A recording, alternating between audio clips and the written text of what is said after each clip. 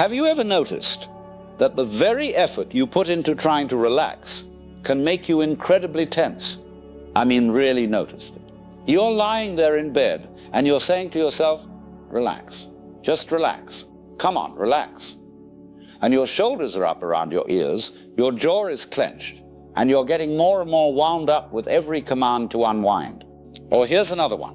When you try desperately to fall asleep, you find yourself wider awake than ever. The harder you try, the more elusive sleep becomes.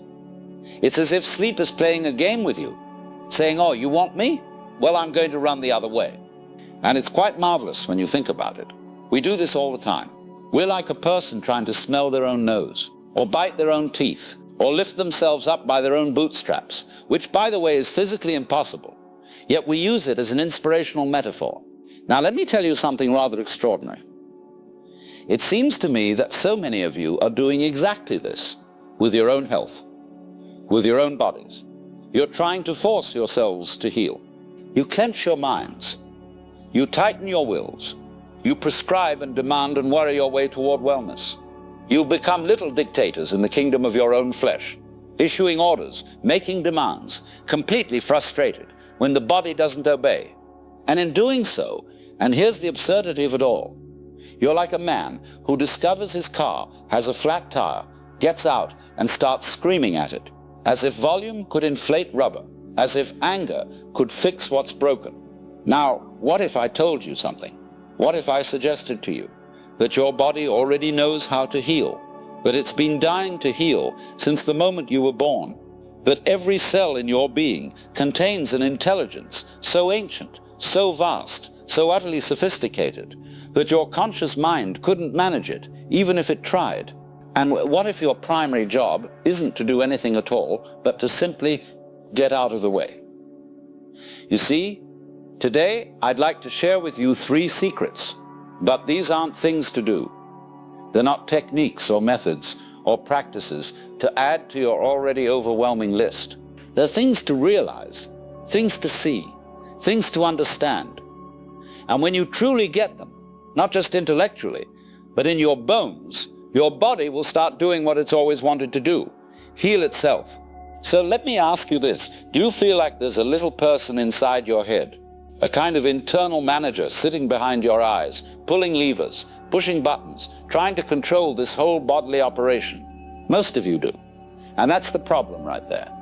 You have this feeling that inside your head is a little general, an I, an ego who's supposed to be in charge of the body, telling the heart to beat, commanding the wounds to heal, directing the immune system like troops into battle, managing the whole enterprise.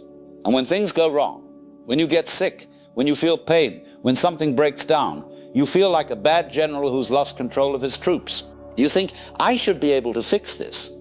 What's wrong with me that I can't control my own body? But here's the secret, my friends, and it's so simple that we constantly overlook it. You are not the boss of your body. You don't have a body like you have a car. You are your body. Let me say that again, because this is absolutely crucial. You are your body, not in the sense that you're nothing but flesh and bones, but in the sense that what you call you and what you call your body are not 2 separate things. They're one process, one event, one happening. Your body is not a machine you own. It's not a vehicle you're driving. It is a process that you are. It's a dance, a magnificent ongoing dance of millions upon millions of years of evolution. An intelligence far older and infinitely wiser than your conscious thoughts. Now think about this. When you eat a meal, do you tell your stomach how to digest it? Do you give instructions to your pancreas about insulin production? Do you direct each enzyme to its proper protein? Of course not. You'd get it completely wrong. You don't even know how to do it. And yet it happens. Brilliantly. Perfectly. Without you thinking about it at all. As I've often said, you are a function of what the whole universe is doing, in the same way that a wave is a function of what the whole ocean is doing. You see, the wave doesn't make itself happen. It doesn't wake up in the morning and decide, today I shall rise and fall. It simply arises from the ocean's movement. And your breathing, your heartbeat, your healing, arise from the universe's intelligence. Think about your body right now. It contains about 37 trillion cells. Each one is performing thousands of chemical reactions every second. Your heart beats 100,000 times a day without you reminding it. Your kidneys filter your blood 40 times daily. Your immune system is fighting off infections right now. Viruses, bacteria, threats you'll never even know about while you're sitting here listening to me. Your body is creating new skin cells right now, repairing DNA damage right now, balancing your temperature, producing hormones, generating energy. And it does all of this without asking your permission, without consulting the little CEO in your head. So here's the first secret. Stop giving orders. Stop trying to micromanage the miraculous. When you cut your finger, you don't tell it to clot. When you sleep, you don't command your cells to repair themselves. You trust the process, because you are the process. What I'm suggesting is that you fire that anxious little general, retire, give him a gold watch, and send him on his way, because he was never really in charge anyway. He was just making noise and getting in the way. Allow, and I mean truly allow, the true genius of the organism to take over. That ancient intelligence that's been perfecting the art of healing for billions of years. It knows what it's doing far better than your worried mind ever could. Now, this doesn't mean you do nothing. It means you cooperate instead of command. You eat well, you rest, you move, but you do these things as a gift to your body, not as orders. You become a partner, not a dictator. And when you do that, when you really get out of the way, healing begins to flow naturally, as it always wanted to. Now, this brings us to the second secret, and it's going to challenge something very deep in your culture. You see, in the West, we're absolutely obsessed with effort, with pushing, with forcing. We believe that nothing good happens unless we make it happen through sheer willpower. No pain, no gain, you say. Push through it. Force yourself. You've been trained to believe that if something comes easily, it can't be valuable. That struggle is necessary. That effort is everything. But I want you to do something. Look out your window. Look at nature. Do the stars try to shine? Do they strain and struggle and exhaust themselves being luminous? No, they just shine. That's what stars do. Does the grass strive to grow?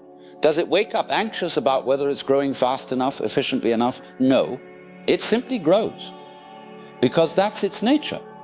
Does the river effort its way to the sea? No, it flows, naturally, effortlessly. And in doing so, it carves canyons through solid rock. This is what the ancient Chinese called Wu Wei. Now, it's often translated as non-action or effortless action, but that's misleading. It's not about doing nothing. It's about not forcing, not pushing the river, understanding that the most powerful action is often aligned with nature, not against it. Think of a sailor. A good sailor doesn't row frantically against the wind. That would be exhausting and pointless. No, he trims his sails to the wind. He works with the current, and he moves faster and more gracefully than any amount of rowing could achieve. As I've said, the art of living is neither careless drifting on the one hand, nor fearful clinging to the past on the other. It consists in being sensitive to each moment, in regarding it as utterly new and unique, in having the mind open and wholly receptive. So how does this apply to healing? Stop fighting your illness. Now listen carefully, because people often misunderstand this. I'm not saying give up. I'm not saying refuse treatment. I'm saying stop seeing illness as an enemy to be battled. Stop declaring war on your own body. Because here's what happens when you fight. Your body goes into battle mode. It floods with stress hormones, cortisol, adrenaline. Your sympathetic nervous system activates, fight or flight, emergency mode. And when that happens, healing shuts down. They're mutually exclusive. You cannot be in fight or flight and heal at the same time. It's physiologically impossible. When you're in battle mode, your body diverts all resources to the perceived threat. Digestion, not important. Cellular repair, not important. Immune function, not important. Survival is the only priority. So if you're constantly fighting, constantly in war with yourself, you're constantly preventing healing. Instead, and this is the wisdom of Wu Wei, listen to your illness. What is it telling you? What message is it carrying? Maybe your headaches are saying, you haven't truly rested in months. Maybe your stomach problems are saying you're swallowing your anxiety instead of feeling it. Maybe your fatigue is whispering, this life you're living doesn't nourish you. Your body isn't attacking you. It's communicating with you in the only language it has.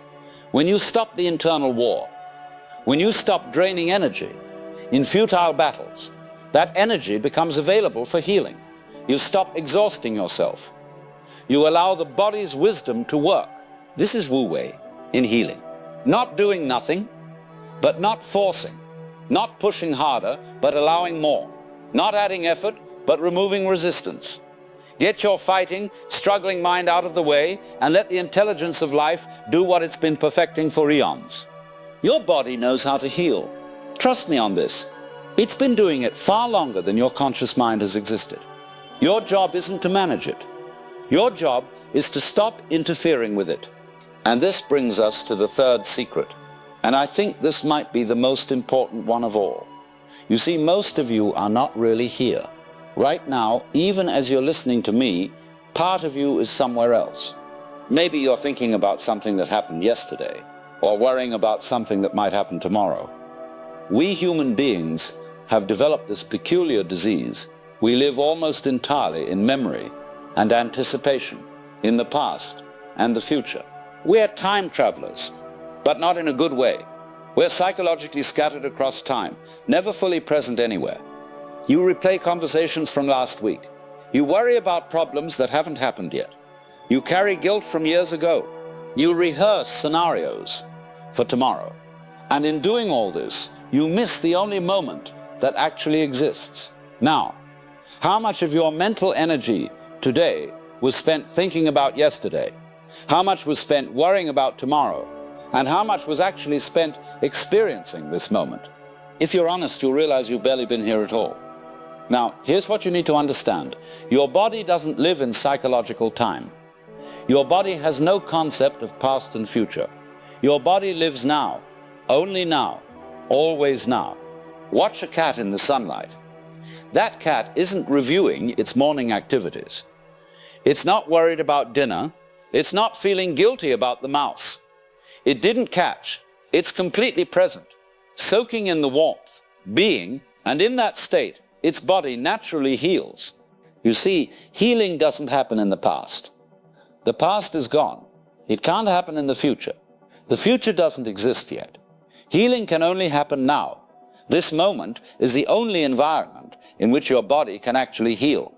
As I've reminded people, no amount of anxiety makes any difference to anything that is going to happen. Think about that. All your worry, all your fear, all your rumination, none of it changes anything. Not one thing. But it does accomplish something. It pulls you out of the only moment where healing can occur. When you're lost in thought about past and future, your nervous system can't tell the difference between a remembered threat and a real one, between an imagined problem and an actual one. It reacts as if everything you're thinking about is happening right now. So the alarm bells keep ringing. The stress response stays activated. Your body never gets the message that it's safe to rest and repair. Not because you're forcing it to stop, but because you're simply not paying attention to it. And your body, sensing this, sighs with relief. Every cell relaxes, and it says, finally, now I can do my work. The parasympathetic nervous system activates, rest and repair mode. Blood flow improves. Inflammation decreases. Cellular repair mechanisms engage. Your immune system functions properly again. So how do you get there? How do you become present? You don't try, because trying is future-oriented. It implies somewhere to get to, something to achieve. You just notice. Right now, feel your breath. Don't change it. Just feel it. The cool air in, the warm air out. Feel the weight of your body, wherever you're sitting, the pressure, the contact. Listen to the sounds around you, not thinking about them, just hearing them. That's it. That's all. You're here, now. And in this simple presence which the mind thinks can't possibly be enough, something miraculous happens. The body relaxes at a level you may not have felt in years. True relaxation. not the trying to relax kind, but genuine letting go. And in that letting go, healing flows naturally, as it always wanted to. The present moment isn't just where healing can happen. It's the only place it ever happens, has ever happened, will ever happen. Your body has been waiting for you here. Come home. These 3 secrets I've shared with you, they weren't prescriptions, were they? They weren't a new diet plan, a new exercise routine, a new supplement to add to your morning ritual. They were something far more radical than that. They were invitations to stop, to cease, to let go of the very thing you thought was helping you. And I know what your mind is doing right now. It's asking, okay, but what do I do with this? How do I apply these secrets? What's my action plan? You see, there it goes again. That restless, grasping mind, trying to turn understanding into doing, trying to transform realization into technique, trying to make even letting go into another form of effort. But let me offer you something here, something practical, that isn't really practical in the way you're used to. Think of it as a way of being rather than a way of doing. First, begin each morning with a simple recognition, not a ritual, not a practice you must force yourself to complete, but a gentle acknowledgement. Before you jump out of bed and into your to-do list, before you grab your phone and dive into the world's demands, take just 30 seconds. 30 seconds to feel your body, not to check on it like a manager inspecting an employee, not to assess what's wrong or what hurts, just to feel it. The weight of your head on the pillow, the rhythm of your breath, the warmth under your blankets, and silently, perhaps even wordlessly, acknowledge this body has been working all night while I slept, healing, repairing, restoring, without my help, without my worry. It knows what it's doing. That's all, just that recognition. And then you get up and live your day. But something has shifted. You've started from a place of trust rather than anxiety, of partnership rather than dictatorship. Second, throughout your day, when you notice tension arising, and you will notice it once you start paying attention, pause just for a breath and ask yourself this question, and really ask it. Am I fighting right now? Are you fighting traffic? Fighting your workload? Fighting your hunger? Fighting your fatigue? Fighting your illness? Fighting your feelings? Fighting the way things are? Because most of the time you'll discover that yes, you are. You're in battle mode, jaw clenched, shoulders raised, breath shallow, at war with this moment. And when you notice that, and this is crucial, you don't fight the fighting. You don't add another layer of struggle by trying to force yourself to relax. You simply recognize it. I'm fighting again. And in that recognition, without doing anything else, something begins to soften. Not because you made it soften, but because awareness itself is the softening. Light doesn't fight darkness. It simply reveals. And in the revealing, darkness dissolves. Then, if you can, take one conscious breath, a full breath, deep into your belly. And as you exhale, imagine you're exhaling the war. Not forcefully, not dramatically, just letting it go like you'd let go of a rope you've been gripping.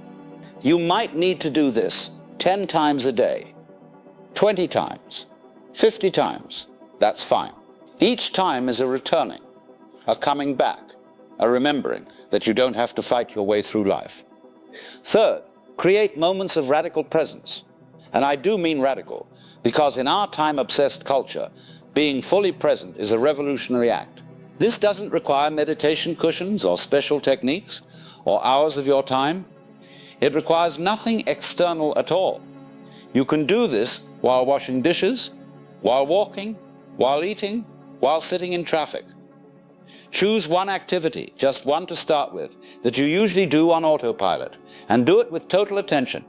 If it's washing dishes, feel the water temperature. Notice the texture of the soap. Hear the clink of plates. See the light reflecting off the bubbles. Be completely there with the dishwashing, not thinking about what comes next, not replaying what came before. Your mind will wander. It will wander 1,000 times. That's not a problem. That's not failure. The practice isn't about never wandering. It's about noticing when you've wandered, and gently, without judgment, without frustration, coming back. Each time you come back, you're strengthening your capacity to be present. And each moment of presence is a moment in which your body can heal. Fourth, speak to your body differently. Not out loud necessarily, though you can if you're alone, but change the internal dialogue. Most of you have been speaking to your bodies like disappointed parents to a failing child. Why aren't you working properly? What's wrong with you? Why can't you just be healthy? You're betraying me. You're letting me down. What if instead you spoke to your body the way you'd speak to your most loyal friend? Because that's what it is. Your body has been with you every single moment of your life. It's fought for you. It's carried you. It's tried to heal you even when you've abused it, ignored it, starved it, poisoned it, exhausted it. So try this.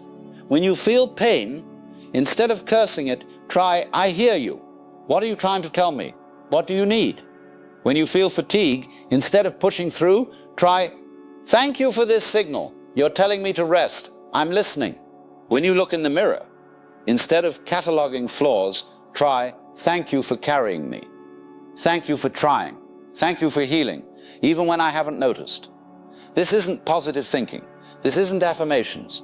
This is a fundamental shift in your relationship with yourself, from adversarial to collaborative, from master-servant to partnership. And your body listens. Oh, it listens. And it responds. Not always immediately. Not always in the ways you expect.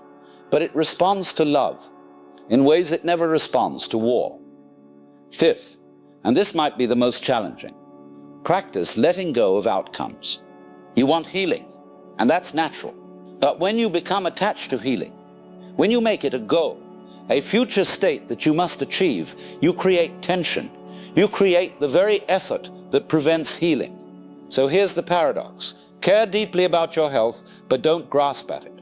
Do what supports your body. Eat well, rest, move, seek good treatment when needed. But do these things as expressions of care, not as strategies to force an outcome. It's like trying to fall asleep. If you lie there thinking, I must fall asleep, you'll stay awake. But if you simply lie there comfortably, not trying to sleep, just resting, sleep comes naturally. Healing is the same. Do what supports it, then let it go. Trust the process. Not blind trust, not naive trust, but the deep trust that comes from understanding. This body knows what it's doing. It's been evolving this wisdom for billions of years. My job is to support it, not manage it. Now, let me tell you something important. You might do all of these things and not see immediate results. You might wake up tomorrow and still feel pain, still feel sick, still feel broken. And your mind will say, see, it doesn't work. This was all just nice sounding philosophy. I need real solutions, not metaphysical poetry. But that's the mind doing what the mind does, seeking quick fixes, demanding instant results, wanting to control outcomes. What I'm pointing you toward isn't a technique that works sometimes. It's a way of being that's always true. Your body is always trying to heal. Always. That's not philosophy. That's biology. The question is never, is my body trying to heal? The question is, am I interfering with that healing? So if you wake up tomorrow and still feel sick, the practice isn't to despair or to decide this doesn't work. The practice is to notice, am I fighting this moment? Am I tensing against what is? Am I lost in worry about the future? Or can I be present with what is, allowing the body to do its work without my interference? Some of you will heal quickly, some slowly. Some of you are dealing with conditions that require medical intervention. And there's no contradiction between what I'm saying and seeking good medical care. Smart doctors will tell you the same thing. The body heals itself. Medicine can support that healing, remove obstacles, fight infections, repair damage. But the actual healing, that's your body's intelligence at work. Here's what I want you to understand. This isn't about becoming perfect at presence.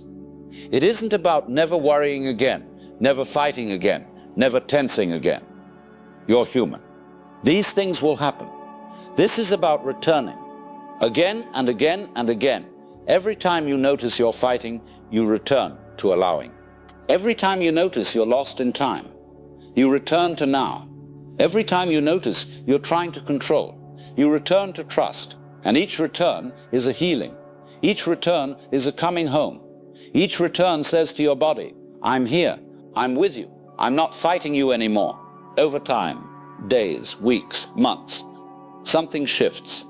Not because you've mastered some technique, but because you've remembered something you always knew. You've recognized something that was always true. You are not separate from life. You are not a problem life is trying to solve.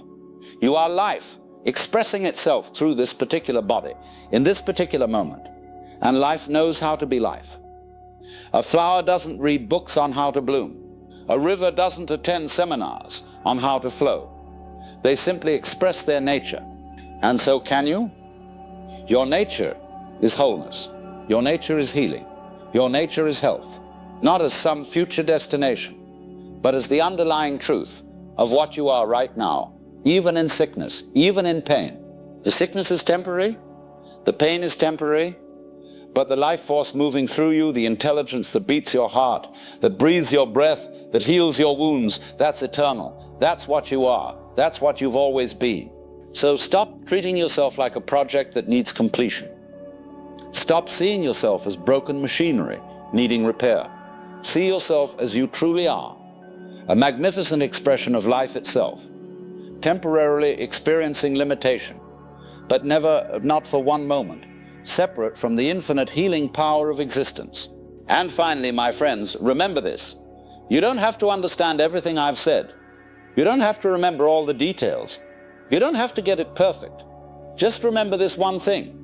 Your body is on your side. It always has been. It's never been your enemy.